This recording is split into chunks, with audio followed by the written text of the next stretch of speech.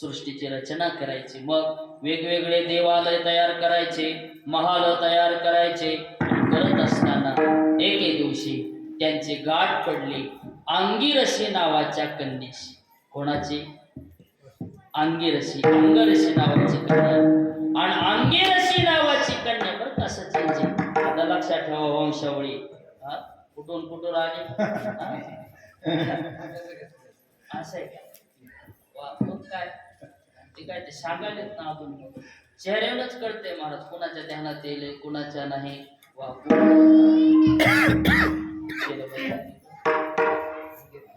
वास्तुदेव आणि वास्तुदेवांची पुत्र असणारे पुढे महाराज त्यांची भेट झाली अंगिरशी नावाच्या कन्येशी.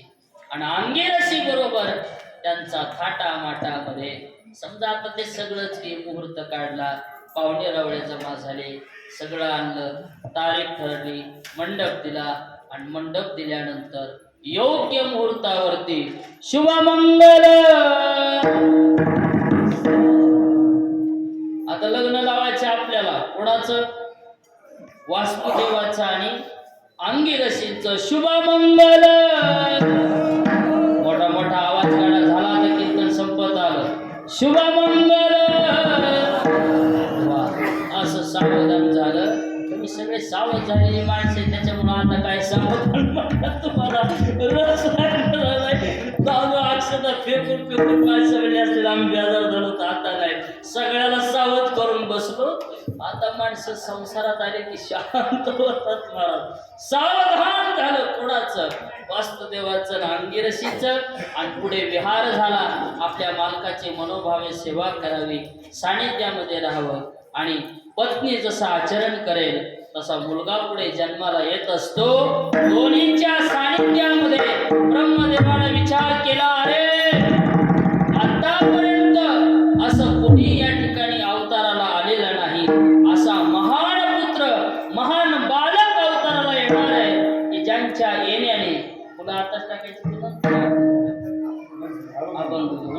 आपण जन्म करू, तोपर्यंत तुला द्या.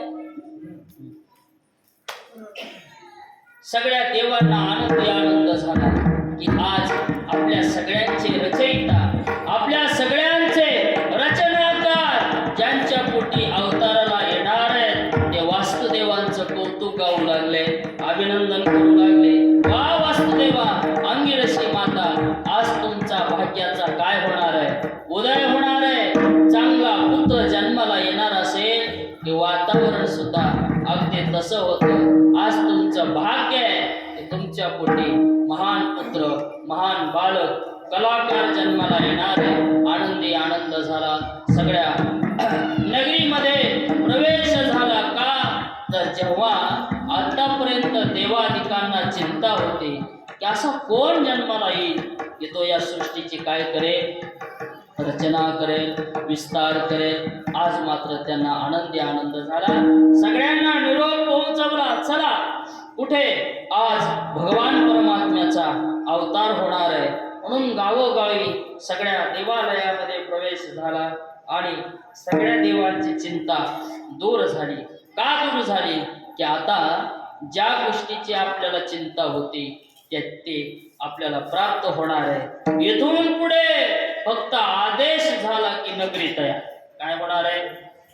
आदेश भेटला की नगरी तयार होणार आहे. सगळ्या देवांनी पुष्पवर्षाव करायला सुरुवात केली. ठरलेल्या वेळेप्रमाणे त्या काळामध्ये महाराज स्वर्गाधिकारी देव तुदुंबी वाजवू लागले, नगारे वाजवू लागले, ढोल ताशा आकाशामध्ये आनंदाचा वर्षाव झाला. प्रत्येकाच्या चेहऱ्यावरती हास्य, समाधान आहे. आणि समाधान करत करत करत असताना योग्य समय त्या वास्तुदेव आणि अंगिरशी मातेच्या पोटी भगवान परमात्म्याने अवतार घेतला. तो म्हणजे विश्वकर्मा रूपाने. बोले विश्वकर्मा भगवान की जय. विश्वकर्मा भगवान की जय. विश्वकर्मा भगवान की जय. आता अभंग होईल. अभंग झाला की मग अभंग